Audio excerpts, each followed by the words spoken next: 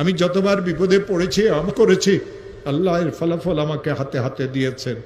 এই পর্যন্ত সারা পৃথিবী থেকে 10 লক্ষের উপরে এই আমল করে যারা আমার কাছে ফোন করে। আফ্রিকা থেকে, আমেরিকা থেকে, লন্ডন থেকে 9 লক্ষের উপরে তো মানুষেরা এই আমলের শেয়ার করেছে। হযরত মুজাদ্দিদ রহমতুল্লাহ আলাইহি তার কিতাবে লিখেছেন, কোন মুসলমান যদি বিপদে পড়ে, কোন মুসলমানের মেয়েটার যদি বিবাহ না হয়, কোন মুসলমান যদি অনেক ঋণগ্রস্ত হয়, কোন মুসলমান যদি দুশ্মনের দ্বারা আক্রান্ত হয়, কোন মুসলমান যদি মিথ্যা মামলা মোকদ্দমাতে ফাঁসিয়ে থাকে, কোন মুসলমানের মেয়েটার যদি তালাক হয়ে যায়, কোন মুসলমান যদি কঠিন কোনো অসুস্থতাতে পড়ে, কোন মুসলমান যদি এমন কোনো বিপদে পড়ে যে বিপদ থেকে উদ্ধারের কোনো রাস্তা নাই, ওই মুসলমান যদি আমলটা করে 499 প্রথমে 100 বার দরুদ শরীফ পড়বে। যেই দরুদ শরীফ সে পড়তে জানে, ইশারের নামাজের শেষে ঘুমের আগে পড়বে আল্লাহুম্মা সাল্লি আলা সাইয়্যিদিনা মুহাম্মদ 100 বার।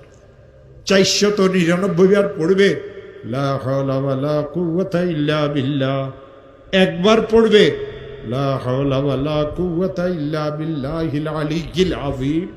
100 বার দরুদ শরীফ পড়বে, হাত পাতিয়ে বলবে মাওলা আমি অনেক গরিব মানুষ, মেয়েটার তালাক হয়ে গেছে, মেয়েদের বিবাহ শাদীও হয় না, ঋণগ্রস্ত হয়ে গেছি, ব্যবসাটা অচল হয়ে গেছে, মিথ্যা মামলা মোকদ্দমাতে ফাঁসিয়ে গেছে। যত কঠিন বিপদে হোক না কেন, যত কঠিন বিপদে পড়ুক না কেন, আমার মাওলা বলেন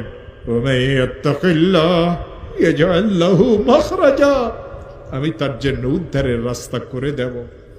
ও আমার প্রিয় ভাইরা, এই আয়াত আল্লাহ সূরা তালাকে নাজিল করেছেন। কেন সূরা তালাকে আয়াত নাজিল করেছেন জানেন? ইসলাম ধর্মে সবচেয়ে নিকৃষ্টতম জায়েজ হলো এই তালাক। এই তালাকের কারণে 2টা পরিবার ধ্বংস হয়ে যায়, মাসুম বাচ্চাদের জীবন ধ্বংস হয়ে যায়। এই তালাকের কারণে মানুষদের অবস্থার এমন সৃষ্টি হয় যে সে বর্ণনাও করতে পারে না। বড় বোনের তালাক হয়ে গেল, ছোট বোনগুলি বিবাহ আটকিয়ে গেল। নিশ্চয় মেয়েরা খারাপ, নাইলে কেন তালাক হইল? জামাইকে দেখতে তো অনেক ভালো লাগে। আমার প্রিয় ভাইয়েরা, এই মেয়েটা শ্বশুর বাড়িতে শান্তিতে ছিল না, বাপের বাড়িতে যতদিন ছিল ঘরের কাজ কামে মেয়েকে করা লাগতো। শ্বশুর বাড়িতে যাওয়ার পরে এই মেয়ের এত কষ্ট হয়, কাউকে খুলিয়ে বলতে পারে না।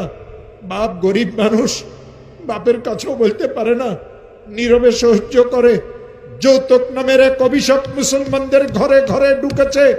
ইসলাম ধর্মে যৌতুক হারাম, ইসলাম ধর্মে যৌতুক হারাম। ব্যয় বাড়ির চেয়ার কুর্সি, ব্যয় বাড়ির ডাইনিং টেবিল, ব্যয় বাড়ির থেকে খাট নিয়েন না মুসলমানেরা। শুকুরের গোস্ত, শুকুরের গোস্ত, শুকুরের গোস্ত। যৌতুকের অর্থ আর মাল এই 2টা সমান।